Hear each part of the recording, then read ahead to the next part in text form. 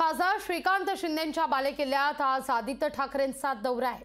कल्याणमध्ये आदित्य ठाकरेंचे बॅनर झळकलेले आहेत। कल्याणमध्ये आदित्य ठाकरेंचं जोरदार स्वागत सुद्धा केलं जाणार आहे। कोळशेवाडी इथल्या शाखेत भेट देऊन या शाखेतच कार्यकर्ते पदाधिकाऱ्यांना आदित्य ठाकरे मार्गदर्शन सुद्धा करतील। आज संध्याकाळी 7 वाजता माननीय युवासेना प्रमुख आदित्य ठाकरे कल्याण पूर्वला कार्यकर्ते संवाद साधण्यासाठी या ठिकाणी येत आहेत। त्याची सर्व तयारी या ठिकाणी सुरू आहे।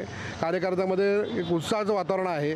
मागच्या 13 तारखेला उद्धव साहेबांनी दौरा केला होता, त्यानंतर डोंबिवलीमध्ये संजय राऊत साहेब दौऱ्यावर आले होते आणि आज आदित्य साहेब येत आहेत। एक नवीन ऊर्जा या ठिकाणी कार्यकर्त्यांना मिळणार आहे आणि कल्याण लोकसभेच्या संदर्भात येणाऱ्या निवडणुकीच्या निमित्तानं हे दौऱ्याला विशेष महत्त्व प्राप्त झालेलं आहे। या ठिकाणी उद्धव बाळासाहेब ठाकरे गटाचा उमेदवार या ठिकाणी मोठ्या मताधिक्याने निवडून येईल असा विश्वास आमच्या सर्व कार्यकर्त्यांना वाटतो।